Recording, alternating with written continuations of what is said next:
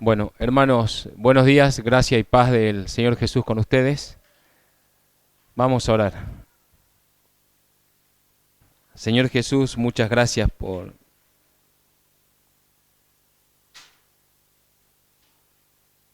que nos has dado la libertad, Señor, en ti de poder exaltarte, Señor, glorificarte.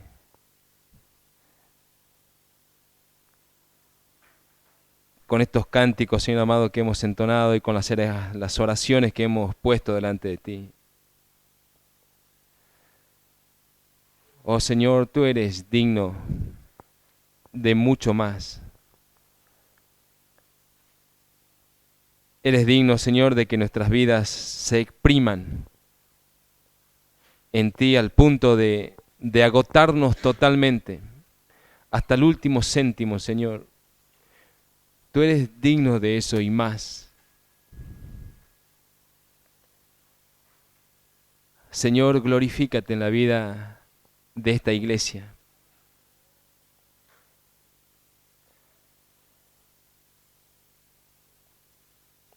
Señor, sé que tu verdad, tu ciencia, tus tesoros y la vida misma son cosas muy elevadas, muy excelsas. Te ruego, Señor amado, que nos des ojos de fe para poder estar mirando, Señor Jesús, aquellas cosas eternas, para poder enfocarnos, oh Dios mío, en lo porvenir. Así que ayúdanos como iglesia, danos fuerza en este sentido, Señor. Danos fuerza, Dios mío, para seguirte, danos fuerza para ser tu iglesia, danos fuerza para glorificarte, danos fuerza, Señor, para trabajar en este tiempo, en este lugar. Líbranos de todo mal, perdona nuestros errores, nuestras falencias, nuestros pecados, líbranos de los pecados ocultos. Ahora, Señor, en este tiempo del mensaje me pongo en tus manos. Ordena las palabras en mi boca, así como se pidió, Señor, te lo ruego. Y que estas palabras, Señor, también edifiquen, Señor Jesús, a mis hermanos. Es muy profundo, Señor Jesús, esto de hablar ahora del amor. Me pongo en tus manos en el nombre de Jesús el Cristo. Amén. Bueno, hermanos, hemos llegado en cierto modo al final de nuestra lista de ingredientes que debemos sumar a nuestra fe. Pero no hemos llegado al final de la serie de los mensajes, porque aún tenemos mucho más por decir de este precioso pasaje de la segunda carta del apóstol Pedro.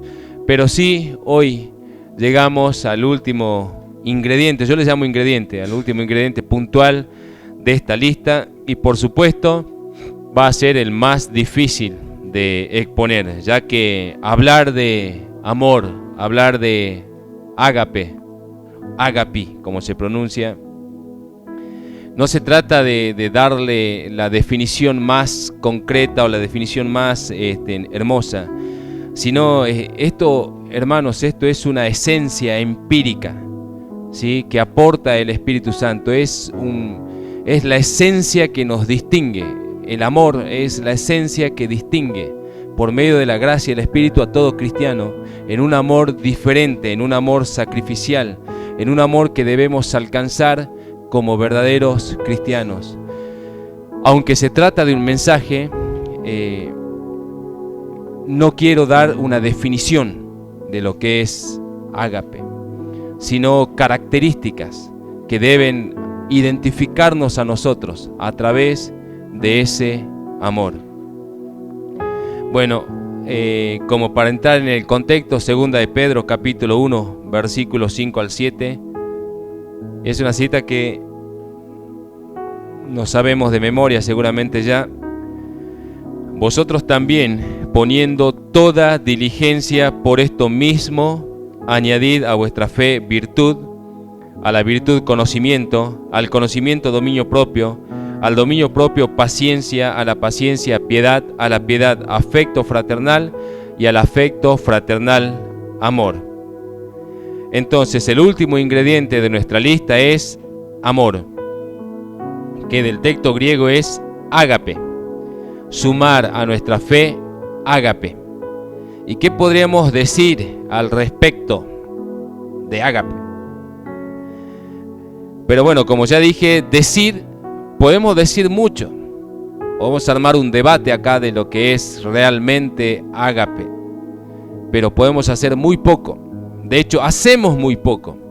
Podemos decir mucho, pero hacemos muchísimo menos de lo que podemos decir. Y esto es cierto en muchas maneras. En nuestro mensaje anterior habíamos dicho que de nuestra reverencia vertical por Dios surge o fluye una reverencia, una virtud horizontal hacia el prójimo que se llama afecto fraternal. Eso habíamos mencionado en el mensaje anterior, ¿sí? De nuestra verdadera piedad a Dios, de nuestra verdadera vida de reverencia, debe fluir una vida de afecto fraternal entre los hermanos. Habíamos dicho que el acompañante del sincero afecto por Dios es el sincero afecto por los hermanos. Si en la medida que yo tengo un sincero afecto por Dios, eso se manifiesta en un sincero afecto por los demás. Y si lleváramos el asunto a un nivel mucho más elevado, habíamos concluido que las características de un verdadero discípulo es el amor al prójimo. Al punto que el amor fraternal, Filadelfos, es el distintivo de un auténtico ciudadano del reino de los cielos. Un auténtico ciudadano del reino de los cielos.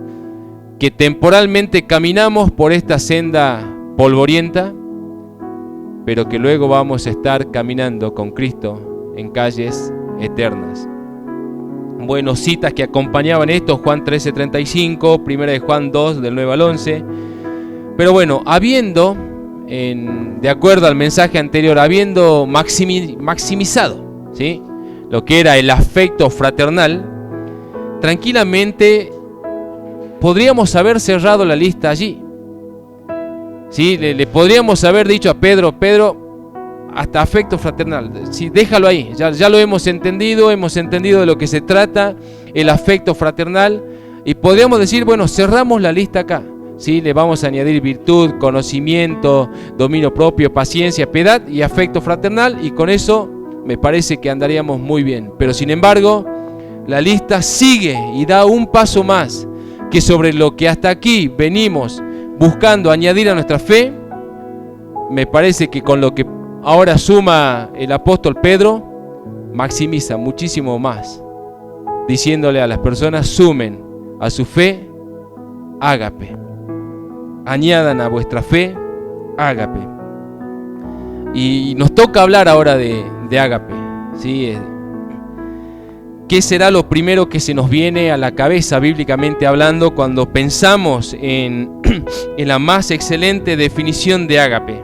Y quizás lo primero que destella es 1 Corintios 13. Sin embargo, como ya habíamos mencionado en una meditación anterior y exclusiva de este capítulo, ¿sí?, de 1 Corintios 13, que se perdió por alguna razón, esta meditación que habíamos hecho de 1 Corintios 13 hace un mes se perdió. Pero habíamos dicho que este capítulo de 1 Corintios 13 no define al amor, sino que lo describe, ¿sí? Porque una cosa es darle forma y sentido con palabras, pero otra cosa es ilustrarlo con acciones. Si bien en nuestro idioma, en el español, nosotros leemos en 1 Corintios 13, desde el 4 al 8, un conjunto de 16 adjetivos que de alguna manera se encargan de definir el amor. Del texto original son 16 verbos, ¿sí? Son 16 verbos que caracterizan el amor. Entonces obviamente 1 Corintios 13 no es un poema del amor. Es realmente ilustra características del amor, lo describe. 16 acciones que reflejan este amor en términos prácticos. Pero ya vamos a llegar a este pasaje. Sí, vamos a volver a hablar un poco de este pasaje en un momento. Ahora, si tuviéramos que hacer un resumen en síntesis de la descripción de lo que es ágape, podríamos decir que se trata de un amor sacrificial por los demás. Ágape se trata de un amor sacrificial por los demás y especialmente por los cristianos. En este contexto, ágape no es una cosa de emociones, sino de voluntad. ¿A qué me refiero? Como dice en la foto, amor no es una cuestión de sentimientos, sino de mandamientos. Si no debemos esperar a sentir algo para amar al hermano, sino que tenemos que hacerlo por una cuestión de voluntad. Decididamente tenemos que amar. Ese es el mandamiento. Por eso pusimos, no es un sentimiento, sino es un mandamiento. No es un entusiasmo sentimental, que me siento bien y lo quiero mucho al hermano. No. Sino es un mandamiento que debe ser obedecido y no es optativo. No es optativo, como todo mandamiento. Ningún mandamiento es optativo, la misma palabra lo dice, es mandato. Pero se trata de un amor sobrenatural. Se trata de un amor que opera desde lo divino, desde lo espiritual. Un amor que se manifiesta en el hecho de dar. ¿Sí? ¿Qué es ágape? ¿Cómo se manifiesta? Es un amor que se manifiesta en el hecho de dar. ¿Sí? En Juan 3:16, porque de tal manera amó Dios al mundo, sí, de tal manera amó que dio a su Hijo unigénito. En Efesios 5:25, Jesús amó tanto a su iglesia que se entregó a sí mismo por ella. Entonces vemos que la figura representativa de este amor ágape es una cuestión de dar de manera incondicional. Es evidente que esta clase de amor que el apóstol Pedro nos presenta aquí, en esta cuestión, se trata de un amor de dar. O sea, podemos mostrar nuestro amor dando nuestro tiempo, nuestros talentos, nuestros tesoros, nuestras vidas por lo demás. Y se trata de una clase de amor abnegado. Si me niego a mí mismo a fin de que pueda servir y contribuir a la vida de mi hermano. Y esta clase de amor siempre ha sido inseparable de Dios. Busque conmigo Juan 15:12.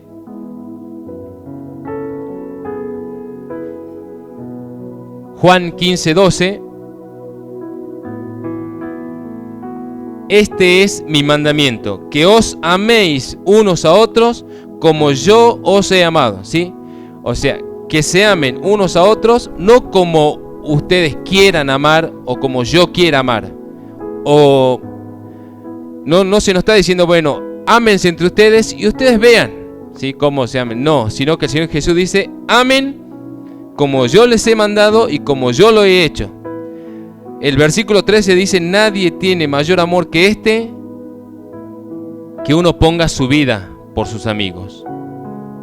Nadie tiene mayor amor que este, que uno ponga su vida por sus amigos. Y leía en esta semana una anécdota de principios del siglo XX que ilustra muy bien este amor ágape y de cómo los cristianos deben estar realmente agradecidos por lo que Cristo hizo en la cruz por cada uno de nosotros. ¿Sí? Y la anécdota es así.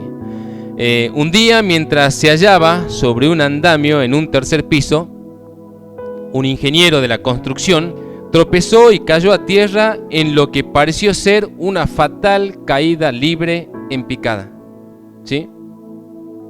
Se estaba desplomando directamente al suelo. Justo debajo del andamio, un obrero levantó la mirada mientras el hombre caía y se dio cuenta de que estaba parado justo donde el ingeniero iba a caer. Justo. Vio que el ingeniero venía a caérsele encima, básicamente.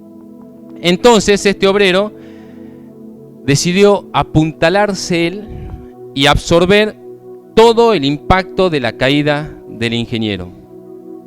El golpe hirió levemente al ingeniero, pero gravemente hirió al obrero.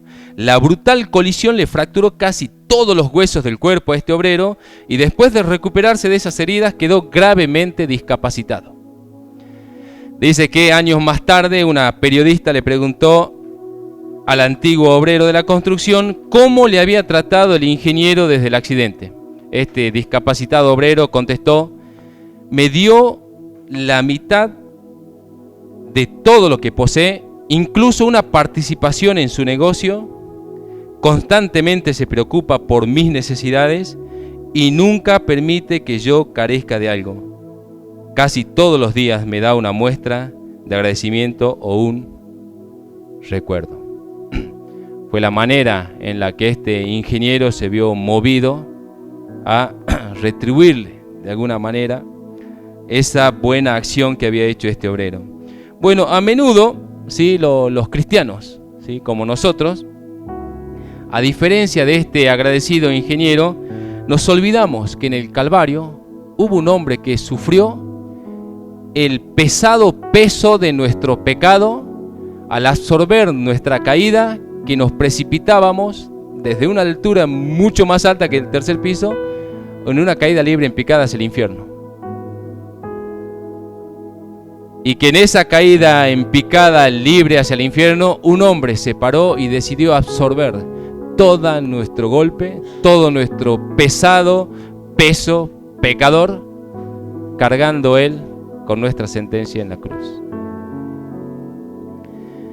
Si este ingeniero se vio de alguna manera tan agradecido por este obrero que decidió romperse los huesos para salvarlo a él, ¿sí?, ¿cuánto más nosotros no deberíamos estar en un constante agradecimiento con Cristo por haber absorbido todo nuestro pesado peso pecador para evitarnos una caída precipitada hacia el infierno en un castigo eterno?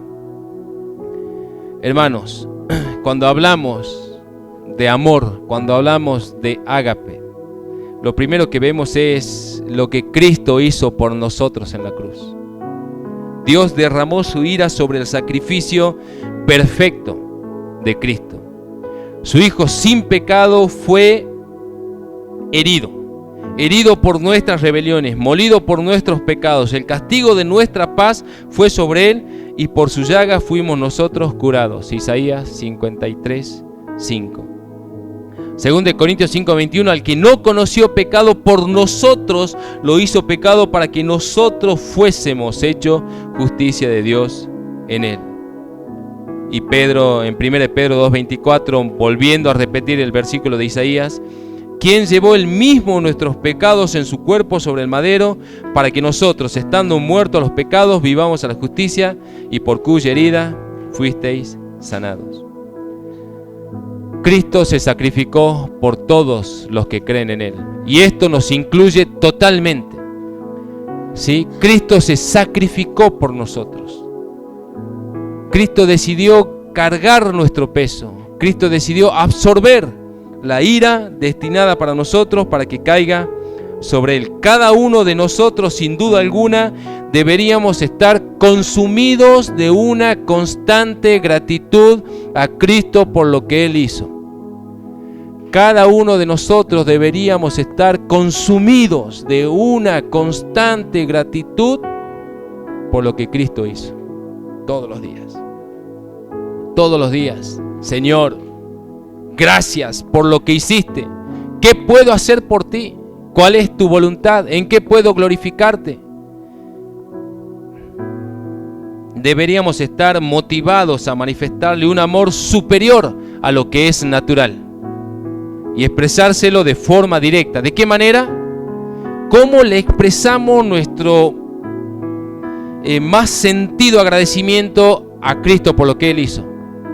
Si él está en los cielos, si su Espíritu Santo es invisible, no tenemos manera de estar con él y decirle: Señor, te agradezco por haberme salvado en la cruz. Pero ¿de qué manera podemos expresarlo? Bueno, sí dejó un canal. un único canal.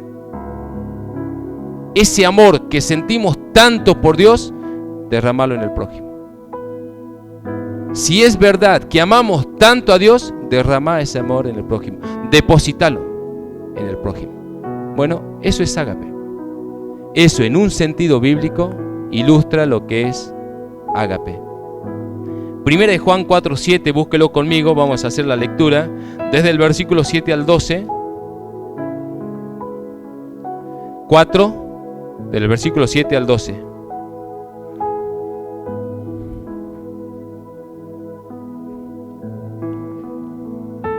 Amados, amémonos unos a otros, porque el amor es de Dios. Todo aquel que ama es nacido de Dios y conoce a Dios. El que no ama, ¿sí? Y toda esta palabra amor, amar, todo es ágape, ¿sí? Y todos sus variantes de conjugación, ¿sí? Todo aquel que ama, que ágape, es nacido de Dios y conoce a Dios. El que no ama no ha conocido a Dios, porque Dios es ágape, Dios es amor. En esto se mostró, ¿sí? Y ese amor que es Dios, ¿cómo se mostró? En esto se mostró el amor de Dios para con nosotros. Tiene un sentido, tiene una demostración en que Dios dio algo, ¿sí? Envió a su Hijo unigénito al mundo para que vivamos por Él. En esto consiste el amor, no en que nosotros hayamos amado a Dios, sino que Él nos amó a nosotros y envió a su Hijo en propiciación por nuestros pecados.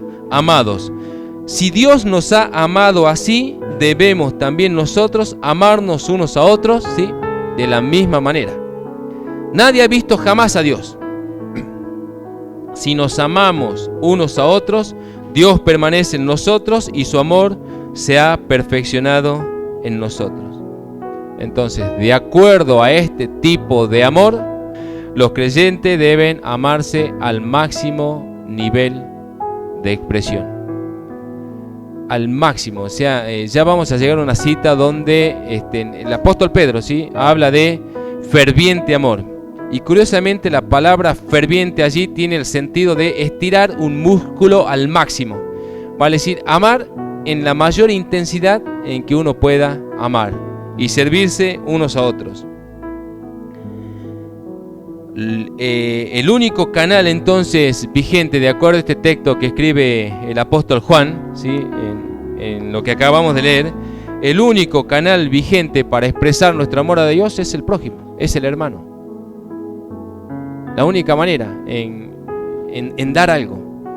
¿Cómo es que Dios mostró su amor para con nosotros? Nos dio a su Hijo. Y su Hijo murió por nosotros, hizo propiciación por nuestros pecados. ¿Cómo es que ahora nosotros podemos amar a Dios?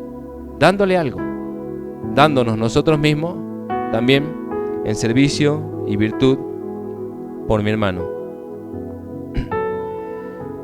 Al punto tal que aquel que no ama al hermano directamente no ama a Dios, porque Dios es ágape.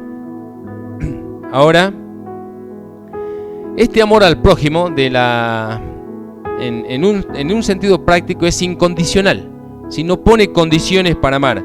Así como habíamos mencionado que el afecto fraternal no debe ser selectivo, así también este amor ágape es incondicional, no tiene ni debe tener preferencias.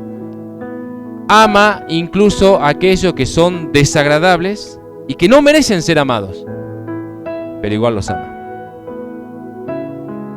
Cuando los escribas, buscando justificar su amor selectivo y su desprecio hacia ciertas clases de personas, ¿sí? Ellos eran estudiantes de la Biblia, ellos eran maestros de la Torá, pero ellos en la expresión de su amor amaban a unos cuantos y despreciaban a otros. Y obviamente tenían un gran sentido de justificación. Sí, quizás uno le preguntaba, ¿por qué desprecian tanto a los samaritanos, a los publicanos y a esto? Y capaz que te armaban un sermón y uno decía, wow, tiene razón, parece que así es el amor. Pero cuando estos escribas buscaron justificar su amor selectivo y su desprecio hacia otras personas, le preguntaron a Jesús quién era su prójimo y Jesús les respondió inmediatamente con la conocida parábola del buen samaritano. En esta historia, un judío realiza un viaje desde Jerusalén a Jericó, ¿sí? 30 kilómetros aproximadamente, y es brutalmente asaltado y golpeado y queda tirado en el camino. Y bueno, y el primero que pasa es un sacerdote.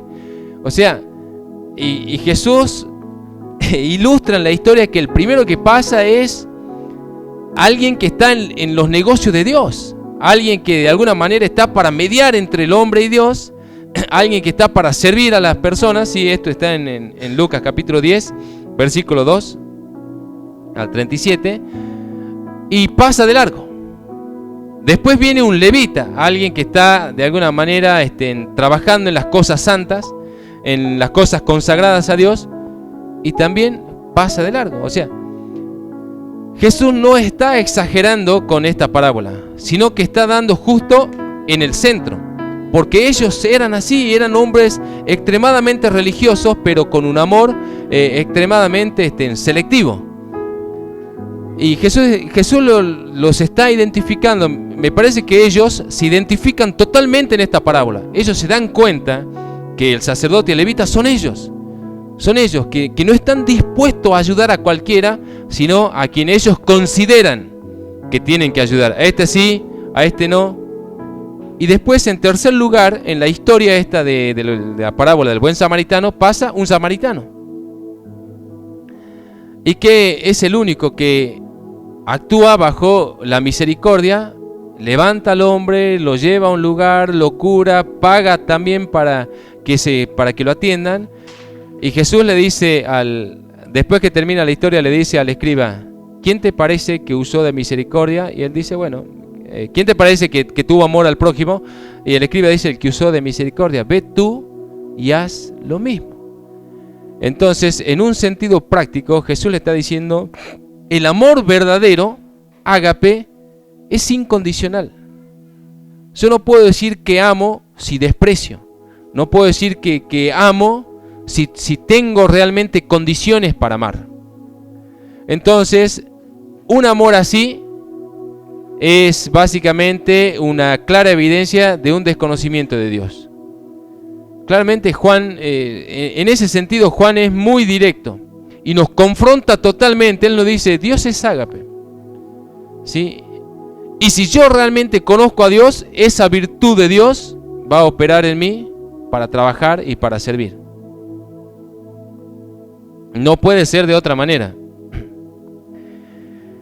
Entonces, ¿qué nos está diciendo esta parábola del buen samaritano? Ve tú y ama de la misma forma. No ames a quien se merece ser amado, sino ama de forma incondicional.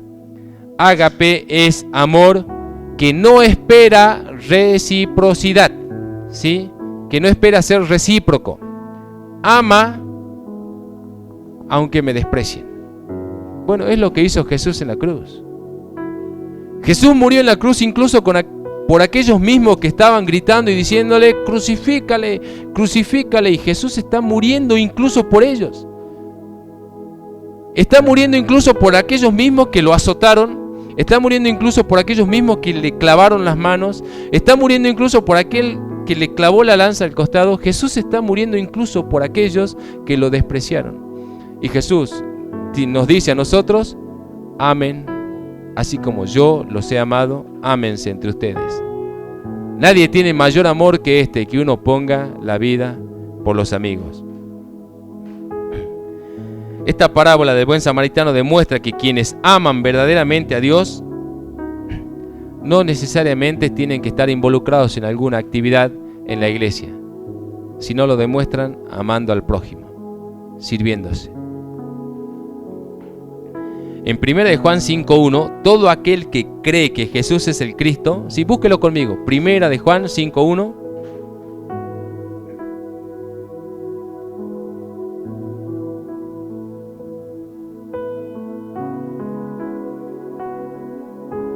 Todo aquel que cree que Jesús es el Cristo es nacido de Dios, ¿sí?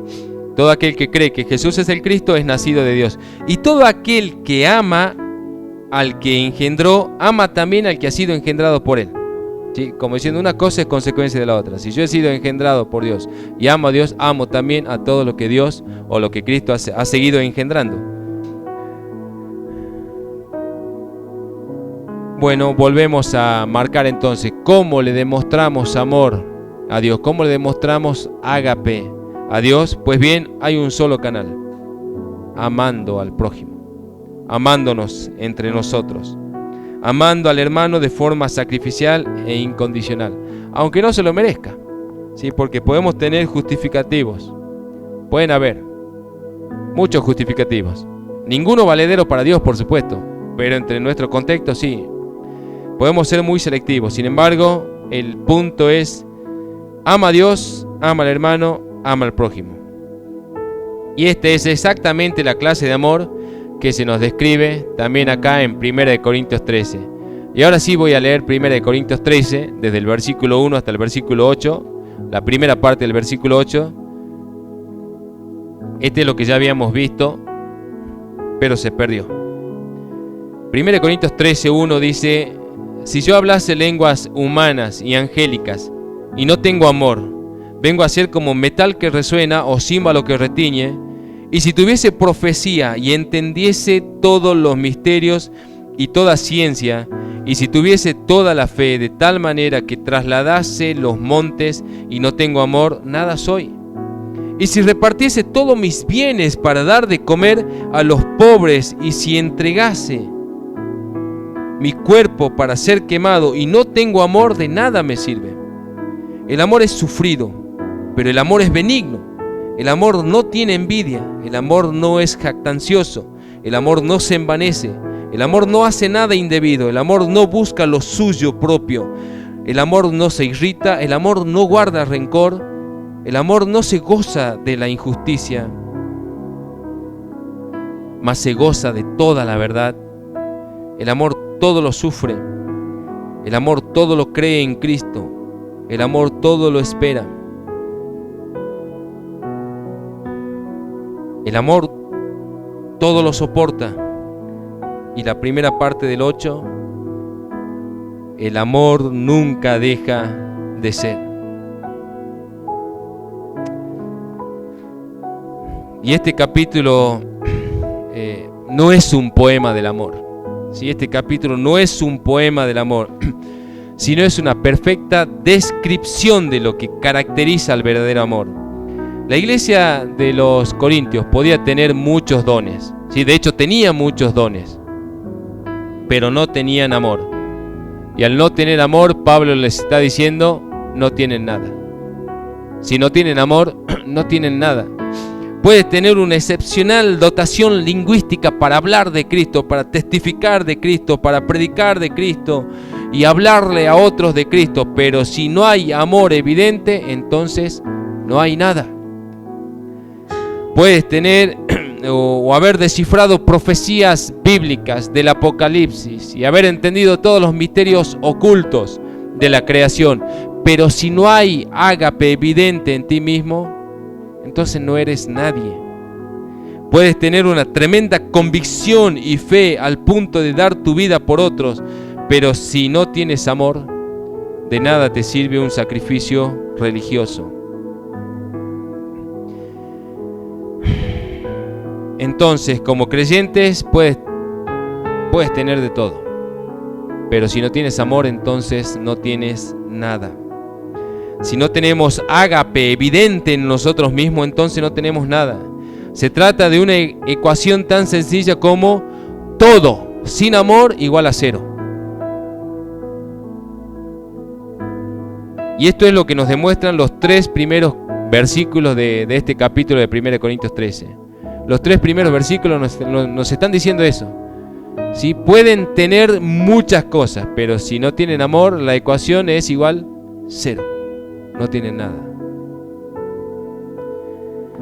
Los otros 5 versículos, el 4, el 5, el 6, el 7 y la primera parte del 8, son lo que enumeran 16 verbos que describen y caracterizan y distinguen el amor. Acciones que lo ilustran. ¿Sí? ¿Tienes amor? ¿Sirves con amor? Bueno, tiene que ser esta clase de amor que se describe en este capítulo de la carta a los Corintios. Y de alguna manera nos muestra que el amor es el centro de todo, al punto tal que si no tenemos amor, estamos perdiendo tiempo. Y sin amor no sé qué estaríamos haciendo.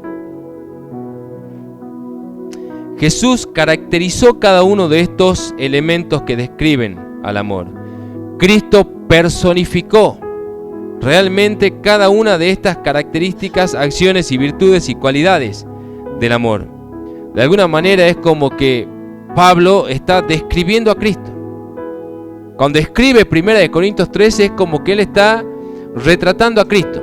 Está mirando a Cristo y está viendo que es sufrido, que es benigno, que no tiene envidia, que no es jactancioso, que Jesús no se envanece, que no hizo nada indebido, que no buscó lo suyo propio, que no se irritó, que no guardó rencor, que no se gozó de la injusticia, que se gozó de toda la verdad, que todo lo sufrió, todo lo creyó, todo lo esperó, todo lo soportó y nunca dejó de ser.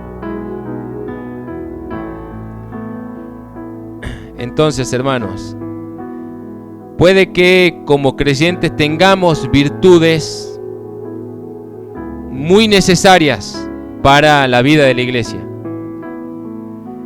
Pero si esas virtudes no le ponemos amor, ágape, de nada nos sirve. De nada nos sirve. Existe, por ejemplo, lo que son las inversiones, diferentes tipos de inversiones. Una de esas inversiones es los plazos fijos. Uno a veces deposita un dinero, pone un dinero en plazo fijo y lo puede retirar en 6 meses o en un año. Y en ese tiempo, en esos 6 meses, en un año, ese capital que uno deposita en un plazo fijo tiene intereses. Entonces, al cabo de un año, no retira el capital que invirtió, sino más. ¿Sí? Hace una inversión. Y si deposita 1 millón, genial. ¿Sí? A fin de año los intereses van a ser muy elevados. Y si deposita 2 millones, tanto mejor para él. Pero si deposita 1 peso, no puede esperar cosechar algo en cantidad. Lo mismo pasa en estos términos. ¿Sí? Nosotros somos depositarios de alguna manera del amor. Cristo depositó su amor en nosotros. Y ahora nosotros debemos depositar nuestro amor en el prójimo. Pero si depositamos una gota de ese amor, no podemos pretender recibir en Cristo algo enorme. Y en la medida en que nos entreguemos, ¿sí?, hacia el hermano, tanto mejor para nosotros en Cristo. Lo único que permanece es el amor, ¿sí? De hecho, en lo que es el versículo 8, 9, 10 y el 13 nos hablan de eso. Quizás a veces nos enfocamos más en las virtudes más sobresalientes de la vida cristiana, en poder predicar, poder testificar, poder hablar bonito, poder tener ciertas virtudes vistosas en la vida cristiana, impactar, poder evangelizar y que uno diga, wow, me impactó. Todo eso es valedero en la senda cristiana y es necesario, pero esas cosas sin amor son igual a 0. Y todas esas cosas son temporales, ¿sí? Porque estando ya con Cristo ya no se necesita del evangelismo, porque ya vamos a estar con Cristo. Puedo ser un experto en escatología e interpretar todas las profecías, pero eso es temporal, eso es acá. Estando en Cristo eso ya no tiene valor alguno, porque ya vamos a estar con Él. Pero hay una cosa que Pablo por el Espíritu dice que permanece, el amor. ¿Sí? Y en 1 Corintios 13, versículo 8 dice, el amor nunca deja de ser, pero las profecías acabarán, y cesarán las lenguas, y la ciencia acabará.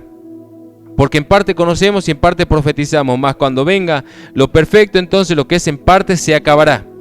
Y ahora permanecen la fe, la esperanza y el amor, estos 3, pero el mayor de ellos es ágape. Ágape. Entonces, añade a tu fe virtud, conocimiento, dominio propio, paciencia, piedad, afecto fraternal, pero por sobre todas las cosas, añade a tu fe ágape. Por sobre todas las cosas, añadamos a nuestra fe amor. Amor evidente de Cristo. Podemos tener todos los otros. Podemos tener virtud, conocimiento, dominio propio, paciencia, piedad, afecto fraternal. Pero si no tenemos amor, no tenemos nada. No hay mejor manera, imagino yo, que la de Pedro, de cerrar la lista de ingredientes con el ingrediente más necesario, al punto tal que si no tenemos este, no tenemos nada. Podemos correr con tanta fuerza en la vida cristiana, podemos tener mucha convicción, pero si todo eso no está fundado en el amor, entonces no tenemos nada. Amor, amor, amor. Cristo nos amó. Cristo nos amó sin reservas. Entregó todo cuanto Él era para salvarnos. Se entregó sin reservas. No se reservó nada para Él. ¿Sí? En Filipenses capítulo 2 versículo 7 dice que Jesús se despojó de todo cuanto tenía en los cielos, en la gloria eterna. Se vació de sí mismo, dice la expresión en griego. Cristo se vació, ¿sí?, de todo cuanto tenía. Fue realmente un amor sin reservas para venir a salvarnos. En 1 Corintios 8, 9 dice también algo parecido, que por amor a nosotros se hizo pobre, para que nosotros fuéramos enriquecidos en Él. Hermanos, esto es un amor tremendo, el de Jesús. Es un amor básicamente que no se puede imitar, salvo que Él en nosotros lo ejecute y lo haga. Hay un relato hipotético creado de una conversación imaginaria entre el Padre Celestial y su Hijo, Cristo, creado por un escritor hace siglos atrás, año 1600. El hombre se llama John Flavel y él figura una conversación que él imagina que pudo haberse dado lugar en el cielo entre el Padre Celestial y Cristo el Hijo sobre la expiación y la salvación de las almas. Entonces, en una eternidad pasada, el Padre le dice al Hijo: Hijo mío, he aquí una pobre y miserable compañía de almas que se han destrozado completamente a sí mismos por causa del pecado. Ellos solos se han destrozado por causa del pecado y ahora están expuestos a merced de mi justicia. La justicia demanda y exige satisfacción por ellos, o se satisfará a sí misma en la ruina eterna de ellos. Entonces el Padre pregunta: ¿qué se hará para estas almas? Y Cristo responde de esta manera: Oh Padre mío, tal es mi amor y mi compasión por ellos, que en vez de que ellos perezcan eternamente, yo me haré responsable de ellos. Yo seré su fiador. Tráeme todas sus deudas para que pueda ver lo que te deben. Señor, Padre, tráelas todas, para que no haya ningún adeudo futuro para ellos. Ponlas en mi cuenta. Preferiré sufrir la ira que merecen a que ellos la sufran. Sobre mí, Padre mío, sea toda su deuda. Entonces el Padre dice: pero hijo mío, si tú te comprometes por ellos, si tú cargas con esta deuda, si se las descuento a ellos, tú debes aceptar pagar hasta el último céntimo. No esperes ningún descuento. Si los perdono a ellos, no te perdonaré a ti. Y el Hijo dice: de acuerdo, Padre, que así sea. Cárgalo todo sobre mí. Estoy dispuesto y listo para pagarlo todo y cumplirlo. Y aunque esto me provoque algún tipo de ruina para mí, y aunque esto me empobrezca y me vacíe de todas mis arcas y riquezas, y vacíe mis tesoros, con todo esto estoy contento de soportarlo y llevarlo a cabo.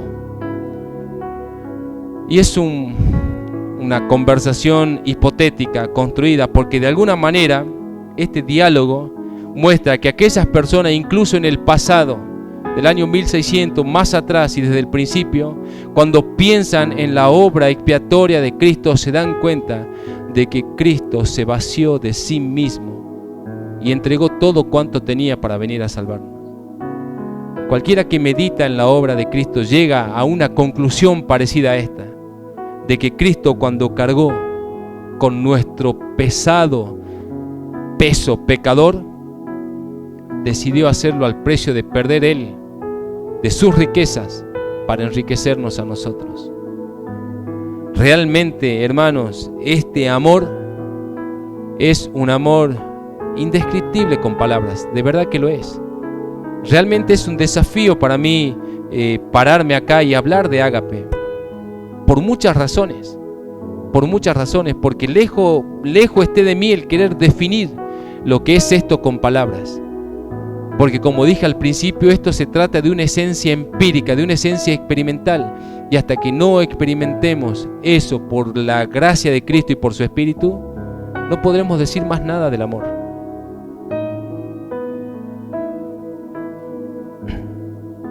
Su amor, el amor de Cristo para con nosotros fue un amor sin reservas.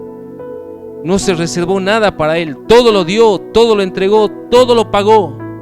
Es un amor incondicional, un amor sobrenatural, un amor que no se define con palabras, sino con acciones, con sacrificios, un amor que con letras se escribe ágape, pero que en un sentido práctico se escribe con sangre, ágape.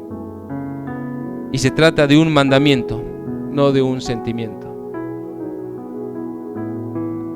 Pablo le escribe a Filemón respecto de Onésimo y le dice en el versículo 17, Filemón, así que si me tienes por compañero, recíbele como a mí mismo. Y si en algo te dañó, te debe, ponlo a mi cuenta. Yo, Pablo, lo escribo de mi mano, yo lo pagaré. Y ese es un sentido claro de amor ágape.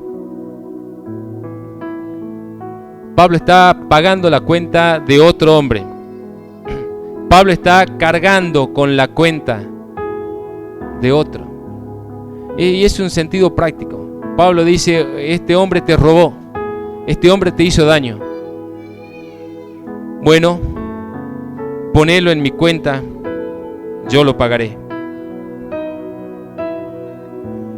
De eso se trata en sentido práctico el amor.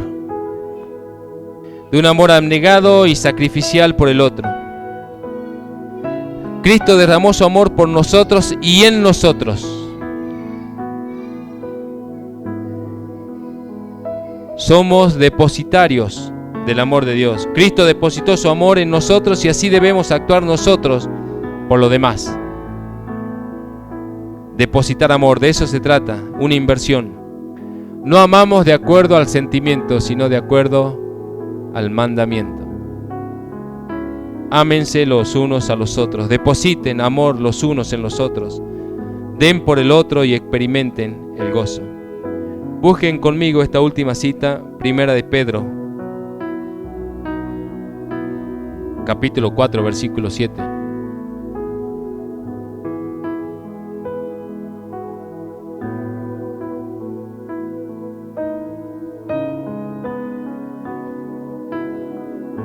Primera de Pedro, capítulo 4, versículo 7 al 10. Lo hemos leído en el mensaje anterior también. Mas el fin de todas las cosas se acerca. Sed, pues, sobrios y velad en oración. Y ante todo, tened entre vosotros ferviente amor, porque el amor cubrirá multitud de pecados. Hospedaos los unos a los otros sin murmuraciones, cada uno según el don que ha recibido, ministrelo a los otros como buenos administradores de la multiforme gracia de Dios. El fin de todas las cosas se acerca. Sí, lo escribe Pedro.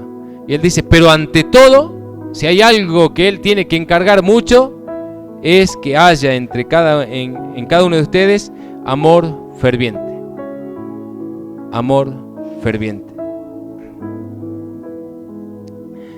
Y aquí la palabra ferviente, como les decía al principio, es la traducción del vocablo ektenes, que significa estirar hasta el máximo el límite de la capacidad de un músculo. Y está asociado mucho con los atletas. ¿Sí? Siempre miden la capacidad que tienen sin que el músculo se desgarre, decir, bueno, hasta acá. Bueno, y se refiere a un amor intenso, a un amor estirado, a un amor que soporta. A un amor que no se da por vencido, sino que arriesga, se estira, soporta. Y es mucho más intenso, ferviente. Primera de Juan 4:16, Dios es amor y el que permanece en amor permanece en Dios y Dios en él. Y Hebreos 10:24, y considerémonos unos a otros para estimularnos al amor, al ágape y a las buenas obras. Y como habíamos dicho en esa ocasión que habíamos hablado de 1 Corintios 13, la única coyuntura que unifica al cuerpo de Cristo es el amor. Ágape es el ligamento que hace que entre los miembros de una iglesia pueda haber realmente unidad, pueda haber interdependencia y pueda haber eficacia en todas las cosas que hagan. Ágape es el ingrediente necesario de toda iglesia para la unidad, para la interdependencia. Por esto mismo entonces, hermanos, por esto mismo, poniendo toda diligencia, añadamos a nuestra fe ágape. Añadamos a nuestra fe amor evidente por el prójimo. Y que el Señor nos ayude. La paz del Señor.